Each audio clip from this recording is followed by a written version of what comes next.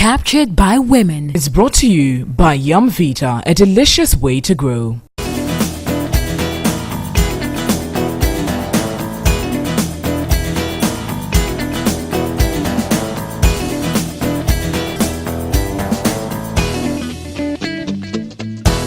Another Saturday is here again, and of course we're coming your way with Captured by Women. This week, Nelson Mandela celebrated his birthday alongside Azumah Nelson, and we celebrate all those legends. Indeed, they have done good for their various countries. We always talk about Azumah Nelson. He's a living legend, and we hope we can tap all the resources he has before he passes on. But of course, today we have exciting things lined up for you. We'll talk about the killing of 7 suspected armed robbers in the Ashanti region and the brouhaha this has caused, the fact that there is no evidence to even use to confirm whether these were alleged armed robbers or real armed robbers. We'll be touching on that and the professionalism the police service attaches to what they do. Then of course the 2018 mid-year budget has been read, and we'll talk about the highlights of this, also find out what it means, what the budget means to the layman out there and how it translates into your pocket. Then finally we'll talk about an accomplished woman, an accountant who's doing so well for herself, and she'll tell us her exceptional qualities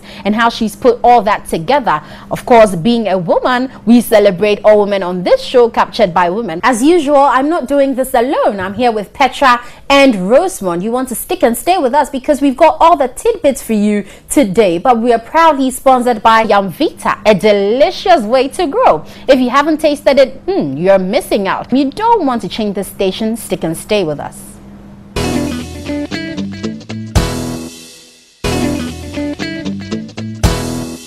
Welcome back. Today we're going to be spinning on the unfortunate incident in Kumasi where 7 individuals have been shot by the police. The police claims that these individuals are armed robbers, and so of course that's led to their shooting. Interestingly, their family members have come forward to say that these individuals are not armed robbers and the police needs to be investigated on why they shot their family. Of course, none of us wants to lose our family members in any circumstance whatsoever, especially not them being shot for something that they know nothing about. The claims are that the police are retaliating for the shooting of one of their colleagues who was shot recently by alleged armed robbers. And so today we're going to be spinning on the whole incident and pretty much discussing, should we be worried that the police service is engaging in acts like this? Are these, even if they're armed robbers, do they deserve to be shot in the manner that they were? What exactly is the issue? I think it's quite worrying, especially if you look at past events like the Kwabinya one, I think the one in Bogoso, where many are questioning, okay, so when it has to do with one of your own, there seems to be some speed, Swift, yes, with which intelligence is gathered and some moves are made to try to catch so-called armed robbers. But when it comes to other police assault cases, like for example, there is the attack on journalists and some other citizens, the process is slow. So there's a lot of questions about the motive of the police and some unfairness or imbalance when it comes to investigating or pursuing cases that have to do with their own as against other citizenry. I think it's fair for people to ask and people to want to probe, because if you compare both scenarios, you would see that they are very quick to act but are slow in other areas. And I think about last week or a couple of weeks ago, I think the case involving one of multimedia's or 2 of multimedia's journalists was picked up again because of the slow processes that all this is leading up to. So I think that it's a genuine cause for concern, that must be interrogated. Nana, do you think this is retaliation? Well, I can't say, but what I know for a fact is this is highly unprofessional, the code of conduct. And for me, the police is, a uniformed group where they have gone through some education, they have gone through training, and they know appropriately how to, respond to these situations. And this is not the first. We've had antecedents in a similar manner. And I'm very saddened because we had a similar incident occurring on the military side involving Major Maxwell Mahama, where the whole country in unison knew that that was not the right thing to do. And so it's interesting that it's flipped. And now it's the people in uniform attacking, civilians. Even if, supposing they were armed robbers, is it the training of the police that if you suspect, you find armed robbers, you gun them, almost all of them down? And then where is the evidence? And even if you did, supposing, I didn't go to police training, but even if that is what your code of conduct says, do you just pack the people from the scene at which it occurred so that there is no evidence whatsoever for us to even trace? Now the families are demanding evidence, but they lumped all these people in the bucket, of a truck and sent them wherever they sent them. You touched, the suspected, evidence. You touched the ammunitions they were you claim they used. Is it things that you are putting now? I mean, they're dead, so we can't even ask them. But so is it planting evidence? Per your code of conduct, that you've breached every single rule that has been laid out. So even if genuinely they were armed robbers, I think they have flawed and they have to be punished for it. I think the law has to take its course with this issue, and I'll be very happy if the law is very rigorous to the point where we get to the end of this issue. It should be one of seemingly a first and a last. It shouldn't occur again. Nobody has to lose their life just because you think they're criminal. That's why the law is there. And even though we say, the wheels of justice grind slowly, at least in recent times, we've seen it still grind. And a bit faster than in past times. So can't we just rely on the law, particularly when it has to do with uniformed men? I am highly disappointed. If it was my family member, I wouldn't be excited. Likewise, I could understand what the other family members are going through. Once you tag someone, in our cultural system, once when there's an allegation, Petra, maybe you're a thief. Even until you prove yourself wrong, even when you prove yourself it lingers in the minds of many people. And so I really don't think this is the way it should have gone. And like we said, when it's their cases, they seem to be very up and doing about it. They're quick to come to a conclusion. But when it's ordinary citizens like you and I, they take, So then who is going to investigate? Because there's the thing who investigates the investigator. Exactly. Who watches the watchman? Right. So the conversations now around the fact that the police service is going to start investigating these individuals, but it's also the police service. And unfortunately, we don't have that much of public trust that they would go through the process and it will be an open, fair investigation that the public will have access to. Because there have been so many other cases where the police service has been alleged to have done things and there's an investigation and the public really is kept in the dark. We don't know how it ends, we don't know what goes on, and it just it fizzles into thin air. So really, that's also a case for concern. But I'm also worried about the fact that could this be the beginning or maybe a sign of a trend that we may not have noticed? Because in the US, there's a situation where the police in some states have been alleged to be very violent and reacting very negatively to certain races, especially black people. So the whole Black Lives Matter thing started because of that.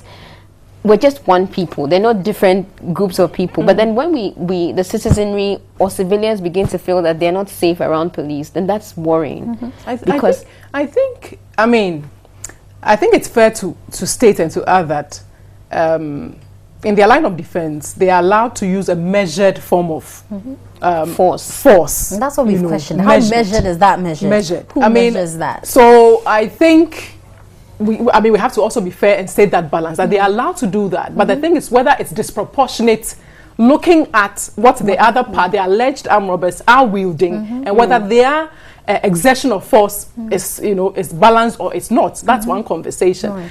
And then when it comes to the issue of the investigations, as you rightly said, we've had several cases. Something happens, they have their own internal systems. What happens to those? So, and I know we've talked about it, there's been various civil society organizations talking about it. Nothing changes. Yeah, nothing changes. And, we don't know the outcome of those cases. And I'm sure for this, because of the hue and cry about it, there definitely will be an investigation. So I don't know whether something different is going to be done, but something different must be done, so that we see a different outcome, because these are precious lives, that have been lost. And their reputation is on the line. The serious loss of lives to their family and to the country as well, and something serious has to be done about it. There's actually been repercussions in their communities where some youth in their communities have come out trying to riot and things like that. So there's serious implications to things like this, and we just hope that whoever is responsible would investigate, and we hope that the police service would take particular attention to the fact that all lives matter. I'm sure there are people who think that if somebody's an armed robber, they deserve to be killed. But really, in a state like ours, where the rule of law rules, no, everyone deserves a fair hearing and should be allowed to go through a fair trial. So we'll take a quick break, and when we come back, we'll go on with the show.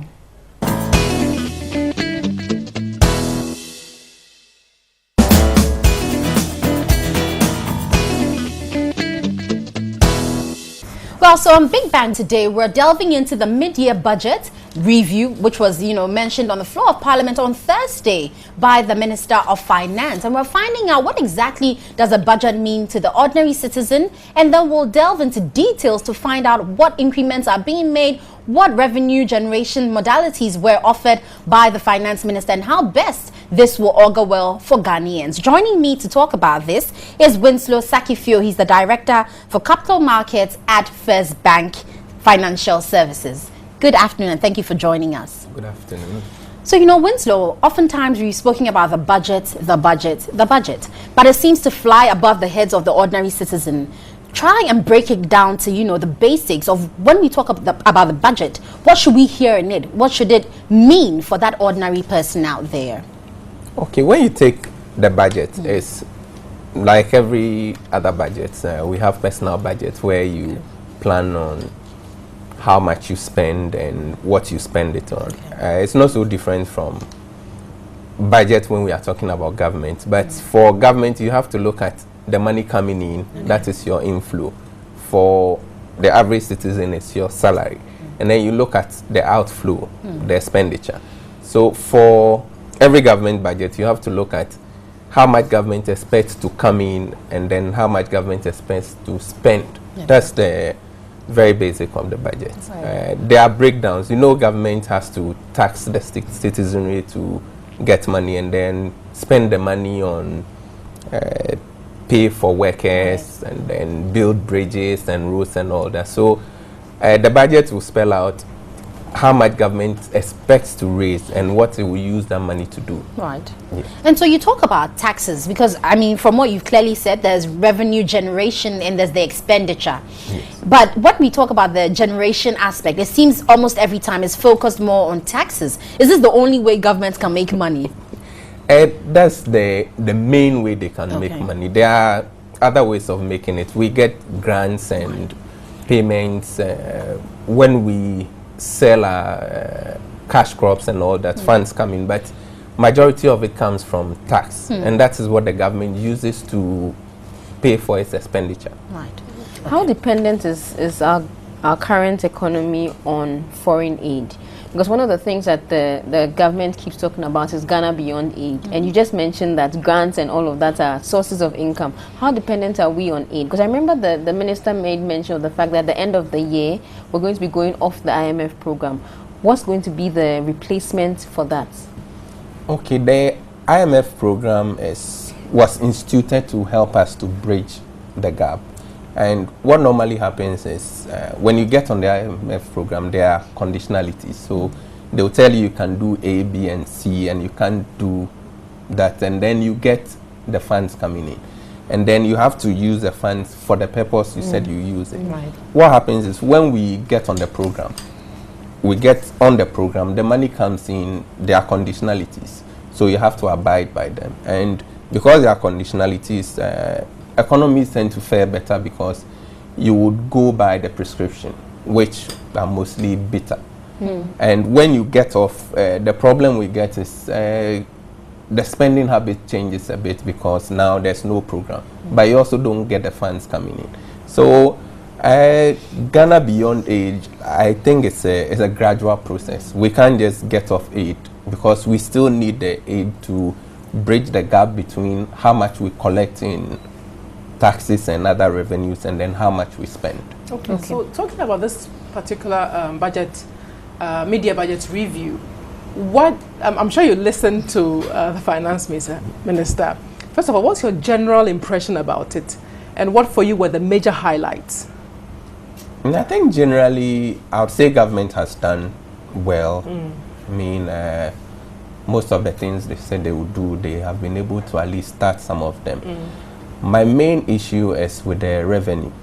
I think government was slightly ambitious about being able to collect taxes, and that is what everybody is worried about now. We expect the taxes to be more, we are not getting it, and because the taxes are not a lot, we can't also spend more. So the government has cut down on a lot of the things they plan to do. Okay. So yeah, when it comes to taxes, it's always a sticky point for everybody. I mean, we have some of the information, some of the highlights that the finance minister mentioned. I think he gave some outline of some tax compliance measures that they've taken, and then also further went ahead to make mention of some tax policy measures that they will be introducing. So, three. One was the luxury vehicle levy, the personal income tax that is going to be increased on those earning 10,000 and above at a rate of 35%. What's your general, you know, I mean, I'm sure he can't talk general. You give us specifics. I'll talk about that. 10% on the personal earnings. I don't understand That's why we have the financial person here. So take it one after the other. In the past, if you are earning above 3,241, the tax rate is 25%. So any salary above that level will attract 25%. Currently, we are going to see another level coming in. So if you are earning beyond 10,000, then the tax rate will move to 35%. Just to make sure that those who earn more are taxed more. So why? Because you know the issue is that we say we're not collecting enough taxes, and we've been having this conversation around broadening the tax net forever. Why are we taxing people, like the people who are already paying tax in the formal sector? You're taxing them more and not finding a way to collect the tax from those who are not paying already. Because I know there's so many businesses in Ghana that don't pay their taxes, and then the few people who are paying, I don't understand. You see, I think if we talk about broadening the tax net, it's easier said than done. Okay. I mean, it's easy to say you want to broaden it, but it's extremely difficult, because first you have to make sure internal revenue is strengthened. If they don't have the personnel, they can't implement the tax laws. That is very, very difficult to do. But the easiest to do, which is difficult for everybody, is to increase the taxes of those you're already taxing. They are in the tax bracket already, so it's easier to levy more taxes on them. But I think we have to move away from deepening to widening. And that is something that will take a lot of political will to So do. the easier option is deepening, drilling more holes into our pockets. The more difficult option is widening. And you're saying that it takes more political will to achieve that. I'm not going to ask you any political questions so you don't get into any trouble. But so there's the tax issue that we've talked about, but there's also, is there anything going to change with corporate organizations as well? Because I know every time there's a budget review, a budget hearing, organizations get worried about corporate tax. Is there any changing? This time, I think they didn't tackle the corporate taxes that much, which is good, because the private sector drives the economy. The only issue now is with the personal taxes, and they are thinking that if you are earning 10,000 and above, then you are in a bracket that we will need to tax you more. No, but that's what anyway. But Winslow, kindly break down the various proposed taxes to us, because you know there was an agitation about the fact that the VAT was going to be increased. That didn't happen. I mean, I don't know whether it's sadly for some people I or really thought it was like a others. storm out of a teacup situation. Because there's really no indication that there was going to be an increase, but there was this big hullabaloo about it. Truth being told is government still found ways of increasing the taxes, because if the VAT that was supposedly to be increased didn't happen, you're going to be caught either by the personal income tax, by the luxury vehicle levy, or by the VAT restructuring. So what do these various taxes now mean? Okay, when you take the luxury vehicle, I mean, if you drive a 3.5 liter engine car, then the tax will kick in. Can you give us an example of a 3.5 liter car? Is there a V8? It definitely will be caught in that bracket. V8, yes. So 4x4 cars. Not all the Not 4x4 all, class, some but came as most saloon. of People, them. Definitely not 90%. Training capacities and all that. I think be for now- that, I think most people will switch to engine Smaller sizes cars. below 3, so Right. it wouldn't be very effective. It's like when we have diesel prices being lower than petrol, People people change, switch yes. from Yeah. petrol cars Right. to Diesel, diesel yeah. cars, and then when the government realized, they decided to peg the price at the same level, so you can't really. But that's one of them. So And then sorry, the luxury vehicle tax, how would citizens be taxed? Is it on... I think he said when you're doing your registration, Okay. some yes, so definitely catch you it will be easier to tax it because every year you have to renew your your registration, your vehicle license. registration, Yeah, and yeah. the size will be in your document. But So Petra, were you attempting to evade? So let's move on from that. Let's go to the VAT restructuring. yes, so now we have the 12.5 as the VAT, and then we also have the National Health Insurance 2.5, and then the Get Fund, and they've moved from being value added to fixed. You know, value added, the more value is added to the service or product, the more taxes, but now it's flat. Okay. So we would have a 12.5% VAT and 2.5 and 2.5, which will come to the 17.5 old VAT rate. So we haven't really changed things, but it will make it possible to change the taxes without necessarily affecting the VAT. So they can maintain the VAT at 12.5 and then increase the other taxes. Because the government didn't expect the kind of backlash with the VAT 21% that was out there. So I think this is a clever way to have it structured in such a way that if you want to do subsequent increases, it will be received. It will be, yeah. Yes, it will be acceptable because you'll be working on the components and not the whole 17.5. Yeah. Okay. The minister talks about the exchange rates, especially the dollar rate, and made mention of the fact that he felt that it was more of reaction to speculations in the space. What will you say about that? Because 2 weeks ago we talked about the rising exchange rates, the US dollar to the Ghana cedi. Is that something we should be worried about? Because he claimed that the cedi is relatively stable.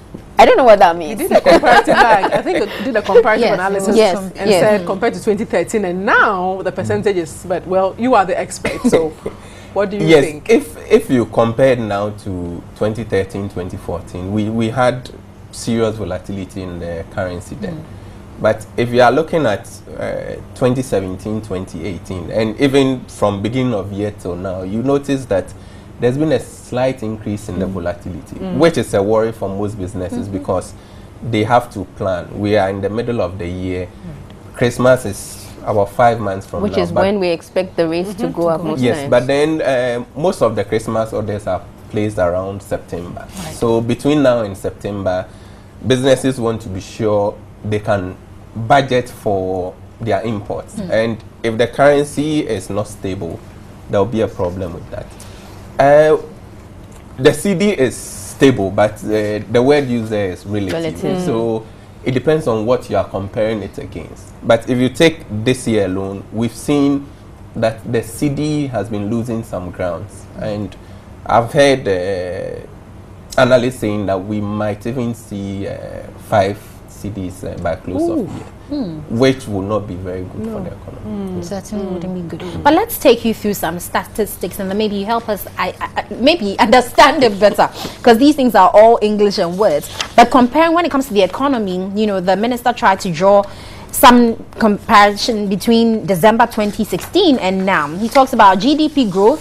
He says there's been an improvement. Inflation has come from 15.4% to about 11.8%. We have the fiscal deficit, it's been lowered. We have the debt burden, there's been a fall. We have interest rates, another fall. We have trade balance, a surplus. So, I mean, it seems everything is in favor of what government is doing and some of the structures they've put in place. But you, at the tail end, you know what really goes on in the background. Can you tell us if this is the true reflection of the economy? It is, if you are comparing it to 2016. 2016 was a very challenging year. So, moving into 2017, the figures will look good if we put in that effort. Right. But when you look at 2017, 2018, it doesn't look too good. There's an improvement, but it's only marginal. But 2016 to 2018, we'll definitely see a significant change. So isn't it comparing apples to oranges to compare 2016 2018 then? I think it's a political question. Petra, if you were in their shoes, you choose the best option to compare. So your Because figures really, look you're big comparing and good. 2016 that had different macro environmental factors, like prevailing at the time, to 2018 that is also different.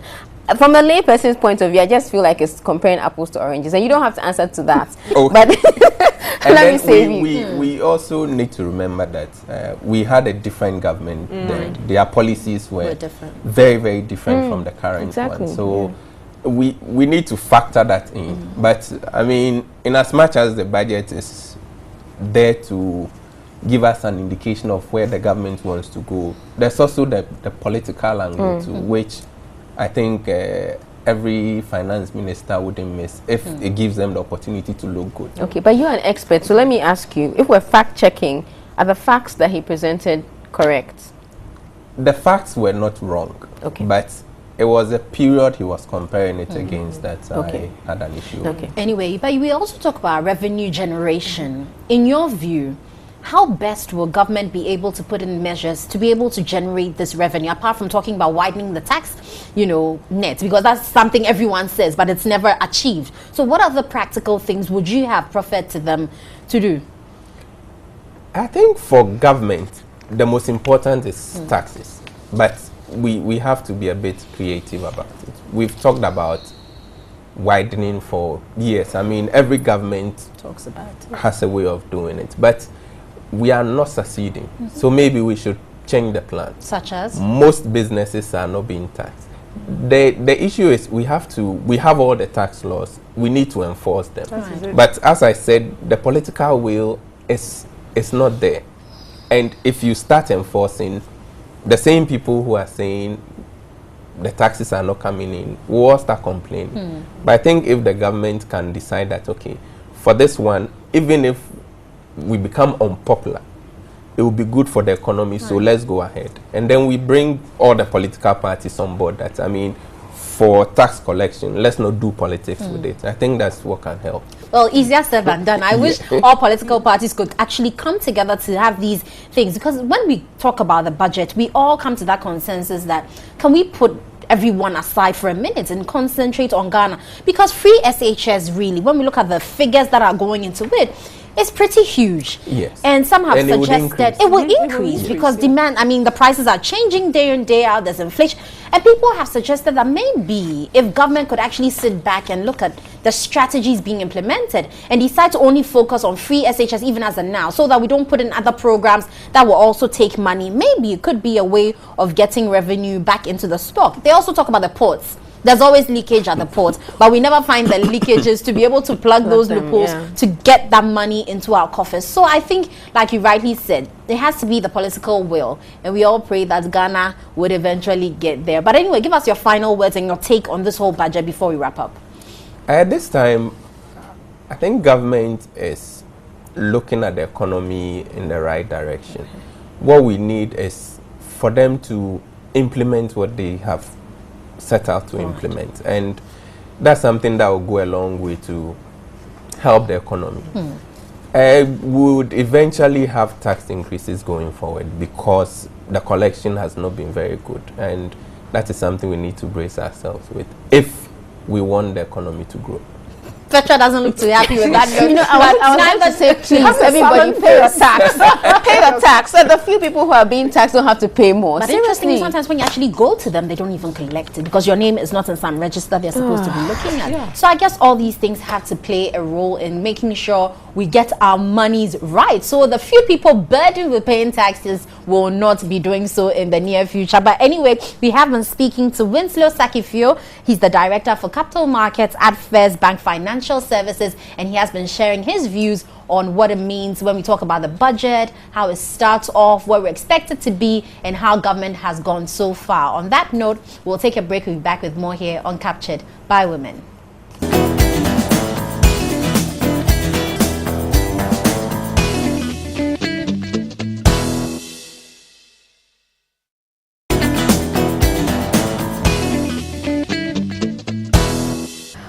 my favorite topics is the issue of multiple streams of income.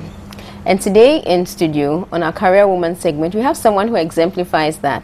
She's a full-time accountant and works with an insurance company, but she's also a part-time entrepreneur and the CEO of Infoneri.com. And so joining us today is Ruth Esaba Kofi. Thank you very much for joining us. Thank you. So I'm very interested in the interesting aspect of you being a full-time accountant and being a part-time entrepreneur. What's that about?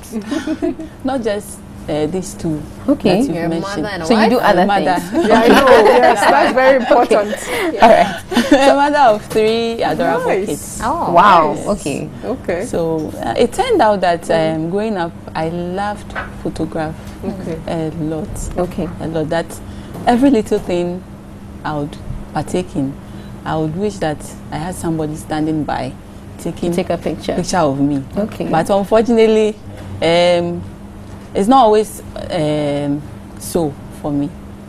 So it happened that I got married, and I happened to have been married to somebody who also loves or appreciates arts. Okay. So that's where the interest of doing this thing started. Okay. But did you have any background in photography or any arts prior to this? Not until after my master's. Okay. Then the interest really came up. Then you professionally trained. Yes. Okay. So I schooled a bit in photography, which I'll go back And continue. Okay. Because the photography is so wide that you just cannot have enough of it. You start one thing and the interests keep coming up and up and up. And there's a lot to do with photography. Talk about product photography. This, what I'm doing now, is what I feel I can do very well. All right. Okay. So tell us more about it. So what What are you doing now? are you doing now? You see, the whole country is flooded with photography. Everybody doing shooting and wedding photographs and this and that, and selfies and all that. But I realized that there's a need in society, and to make a little income, you need to find a problem and then be able to solve it. That's when the income will come. So I realized that everybody is doing photography, but nobody is taking a critical look at the end product. What happens to it? Does it mean that after taking it, it stays on your phone or on the camera? No. You have to preserve them. So in preserving them, it's not just on paper. We've done paper. I realized that we could do it well by immortalizing it on canvas. Okay. So when someone will say, what is canvas? Right. Let's take the literal meaning of it. It's just cloth. Okay. Cloth used for various stuff. Shoes, marquees. So I have taken the cloth and I'm using it to immortalize pictures. I'm sure the grannies at home, my mother-in-law, will be very excited because she keeps complaining that we take all these pictures on our phones and then nothing what happens with to it. it? So at After a a while, point, we delete. she actually delete asked it. me one time that you're taking all these pictures, you never bring the picture to You me. And I see, said, oh. right now we are digital. Exactly. If you want, you just go. Okay, so you're immortalizing the images on canvas. Yes. And are you the only one offering this, providing this service? No, there are people doing it, but Okay. I can confidently tell you that in Ghana and in Africa, my company or what I do is one of the best. You won't get it anywhere. Petra, Really? it's so unique. What's so I was coming unique to that. about it? What's And for unique me, about it? I'll just want you to run us through the steps because, I mean, putting it on canvas, is it just that you take a picture, I bring the picture to you and you do it, or I have to take the picture in your studio? What exactly is the process you go through? The process is that, first of all, if you've got photographs, I wouldn't stop you because it may be so dear to your heart that you know the reason why you are keeping that picture. So it can be an old picture. A very old Okay. picture. Right.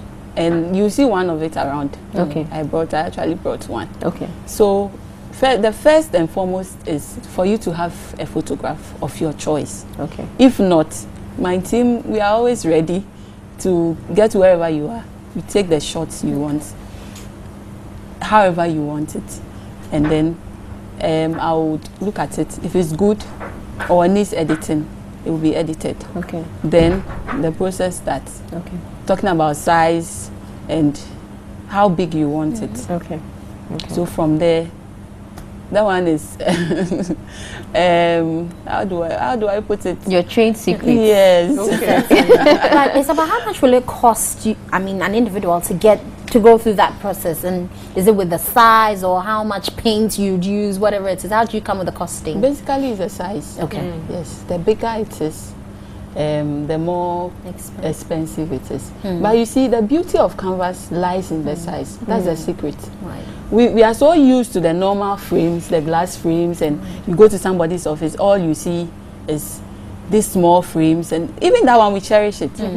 So what about you having it so big, and it's also not just big, but it's quality, and preserving it for posterity. Okay. But Isabella, can you show us some of your work? Let's turn around can you turn them so and that actually the camera can capture them? Okay. For our audience. And how long would it take when you put it on canvas? Is it for a lifetime? Yes. Okay. I guarantee you that. So it doesn't fade. that. The surface is protected. Okay. But you also It's told really us about pretty. one with an old picture. Yes. Could we have a look at that as well? Okay. Oh, this is nice. Let me help you put it up so that the camera can capture this beautiful So how piece. old was this that picture? picture? It looks very old. So many years. Yeah, it looks very old, but it still looks. That's my grandmother. Ooh. And when did she take this picture? 1950. 19 Kojo. So Oh, long. this is pretty. So have you treated it? I mean, when somebody comes, because people have very Old pictures, pictures. cherished old pictures that they want to bring new life to, for want of a better word. So do you work on them? Because Yes, some of the I pictures will. are really torn Yes. and worn out. No matter how it is, just bring it and leave the rest to us. Really? Okay. But let's also go into your personal life. How you balance your full-time work, you know, at an insurance company, your life as a mother, as a wife, and also, of course, I'm sure you're religious. You go to church. You've got Infoniri. How do you put all that together? She's crazy. superwoman. I know. It's crazy. Sometimes I wonder how I'm able to Do it. But I Do guess it. because it's your passion. Does it? Yeah. You got it. It's a passion. No, but isn't That's what passion drives- overrated? Because I mean, you can be passionate about something, but you're still like, I can't do all these things. Sometimes You would always being- make time. Yes, Okay. being To pursue it So, somehow. Isabel, tell us, like, practically, what do you do to manage all these things? Because I know there are women out there, and sometimes I feel overwhelmed as well. When you just wake up and like, how am I going to finish all these things? So what do you do practically to make sure that you're effective in all these areas? Petra, you know what? If I get a little flesh, I'll love it. However, it's not possible. Your character. With my current circumstances, I've realized that it's not possible. Okay. Maybe after 5-6 years, where these kids are a bit old and with a little, for want of better word, sense in their head, I will relax and then the flesh will come. Okay. But as I stand now there, But do you work from home, or where is your company located? So people. it depends. I have a little finishing staff at home, but my office is located at Soto. Okay. So that's infoniri.com. Yes, Okay. please. All right. And But if go ahead now. I was just going to say, when you mentioned the name again, how did that name come about? Because I think for most, even Akan-speaking people, we know Infoni. So what is Infoniri and the .com and all that? Infoniri just stands for pictures, and the .com. That one you have to see me in chambers. Really? Yes. So we'll pursue you there. Yeah, we'll pursue you in those That will chambers. be on another day. Another day. Yes. Okay. But do you work with a team, or are you a I work with a standalone? team. Okay. Number one, maybe I don't know if he will be happy. The number one team is my husband. Yeah. Yeah. He's my teammate. Yeah. He's been of an immense support. Because there are days when you have to work. He will have to take care of the kids, or you have to step in because you've got deadlines you have to meet. You've promised somebody. So it's somebody's birthday, and you have to make it happen. And you are so tied up that you don't even know what to do. But he steps in, and then he sorts you out. He helps the thing to be beautiful. Just before we wrap up, just we know that you support a number of courses. Yes. So very quickly, just tell us about that. The number one course I've supported and still supporting is autism. Okay. We've got some autistic kids who are models. And seeing them and what they do, I wonder how whoever is training them is able to do it. So I felt that why not also look at their photographs and try to sell it. Not sell as in making money with it. But brand and push promote them, yes, to the height they would want to. So I took Nanaya on. And I'm still taking her on. And all other kids with autism. So, Isabel, I don't know, in your closing remarks, is there anything you'd like to say to women out there who are considering combining their regular job with a part-time business like you have? Number one, have passion. Choose whatever you would have passion and pursue it. It's never ever going to be easy, especially if you have other responsibilities. But keep pushing. Never give up. The little effort that you put in, it will materialize, and you'll be amazed at it. You see, when women are doing things, it might not be so perfect, but the fact that you're a woman and you are multitasking, God blesses it so easily. Okay, that's a very interesting perspective. Very interesting. And I think I totally agree. Every effort that you put into something, God blesses it and makes it a bigger thing. So whatever you want to do, whatever your heart desires, just put your efforts into it, and I'm sure God will bless it. Thank you, Ethel and the Mompreneurs Club, and thank you, Mr. Mark Hofi, for being an excellent husband and supporting Isabel's dream. We'll take a break and we'll be right back.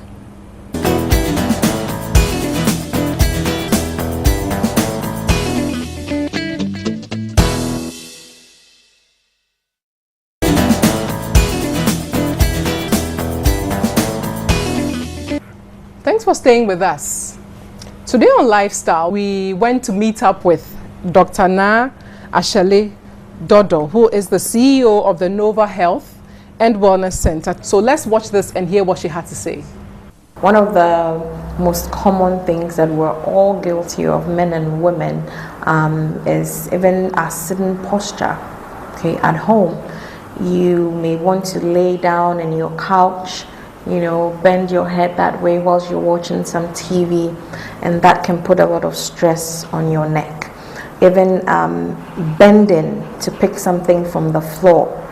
You hear people come in here all the time and tell me, oh, not me fadia wa fomo, not me kotaya na me chieke.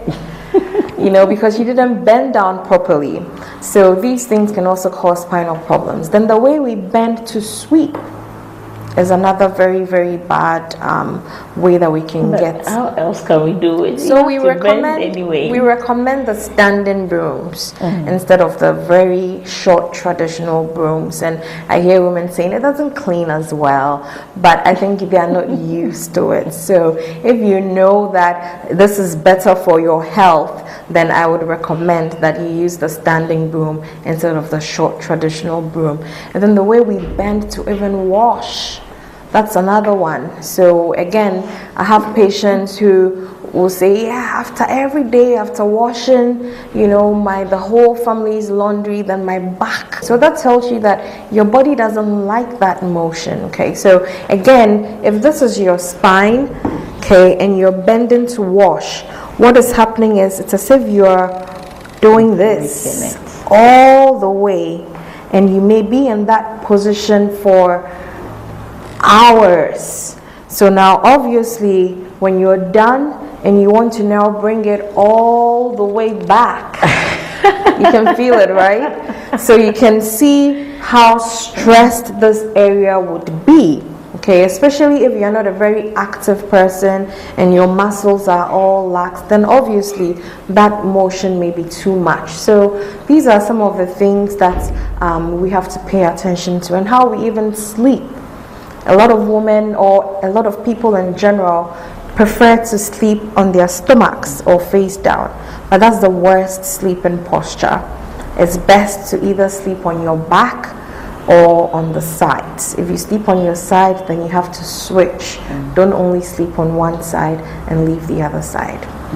All these things also tie in with our socio-cultural norms and beliefs. Because for instance, as a woman, if you are sweeping and you're standing, there's some perception that you're a lazy girl. Right. If you are sitting and washing, exactly, what kind of woman are you? Exactly. And so then I think it's high time we would even have to change the way we think and the way we see certain things. Yes. Generally, to help us maintain a very good posture for our spine. Yes.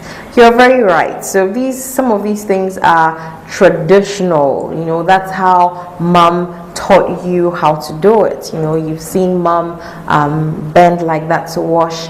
So it's very weird for you to do it another way. With all these things and what we can actually do to correct them, because I'm sure whether we feel pains or not, most of us, I'm sure, would be going through things that we may not even be aware of. Right. So we will first say that you should have your spine checked with or without pain.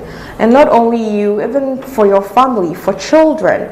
You know, we have a lot of kids who come here because they carry these heavy school bags, for instance, to school and back, and sometimes the bag is heavier than the weight of the child itself. So we'll say that bring the kids in.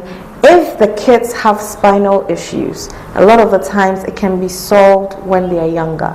But if it's not and they get older and the bones fuse, then there's very, very little that we can do. So we'll say get your spine checked first.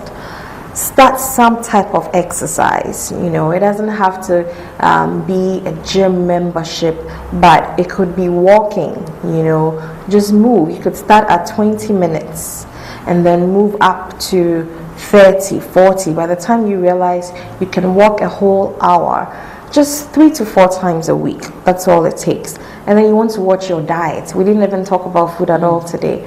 But the diet is also important for the bones. Because if you don't eat well, what happens is that the bones degenerate or they get weaker because they don't have the right nutrients. So it's very, very important that we eat a lot of greens, vegetables, and fruits to also maintain the spine. And so it's expensive, because sometimes when we are talking about these things, somebody says, "Oh, will you be quick?" It's very affordable. What we have is different payment plans, so people are able to pick what will work best for their budgets. And so we have different groups of people who come in here. Some can afford to pay it all at once. Some of them will like to split it up, and we're able to accommodate all the different types of people. And aren't you also considering, for instance, doing some free screening for some of us who may not have what it takes to come register with you or something? So we just did, actually. We do that every so often. We just had one last Friday as part of our 5th year of being here, Nova Wellness Center. So we would definitely do it again, and we'll let viewers know when the time comes. But we're having a health walk. So we'll strongly recommend that people come and join us for this health walk. And after the health walk, we'll give them an opportunity to come in and have a screening done at a later time. But yes, we want people to join us. This can be the first step to somebody, you know, starting an exercise routine, because as much as the spine is important, exercise is also very, very key to make sure that your health status is excellent. So when is the health walk? So the health walk is July 2nd. That's a Republic Day holiday, and we're going to converge right here at Nova Wellness Center by 6 a.m. and then we'll be walking through the Ridge Osu area and then back to Nova Wellness Center. We'll do a little bit of azonto exercise.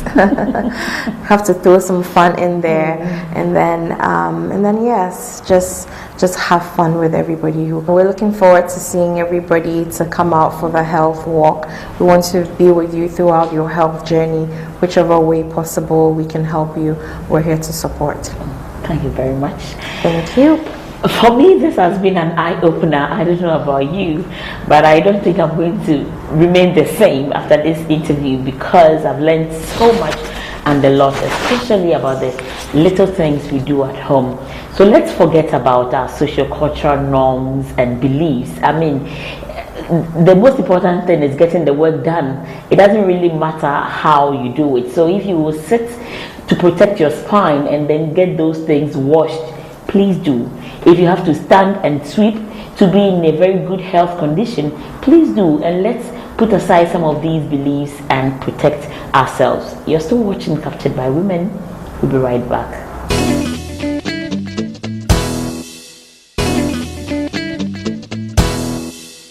Well, all too soon the show is coming to an end. So today we had an amazing woman, an accountant, and also someone who has an art for photography, who does infoni, as it's called in Tree, and she exhibited some of her beautiful display here. You certainly want to contact them so you get your work on canvas. It will last you a lifetime. Ruth Esaba Kofi was the one we spoke to. And then we spoke about the 2018 mid-year budget. We touched on it, the reviews, what we think, and what also it means to the layman to talk about the budget. Then we finally, on Spin, talked about killing of the 7 suspected armed robbers and the fact that the police may have breached some code of conduct in doing so. But of course, they also have the way they have to go. So we're asking who would investigate the investigator to be able to come out with the real dealings that went or took place in the Ashanti region. We hope that this won't end this matter, but we'll get the full investigations, and this will be the last of such incidents in our country. Well, that's all we have for you today. We're proudly sponsored by Yumvita, a delicious way to grow. It was myself, Petra, and Rosemond, the usual trio. And it's goodbye from us for today. See you same time next week. Bye-bye. Bye.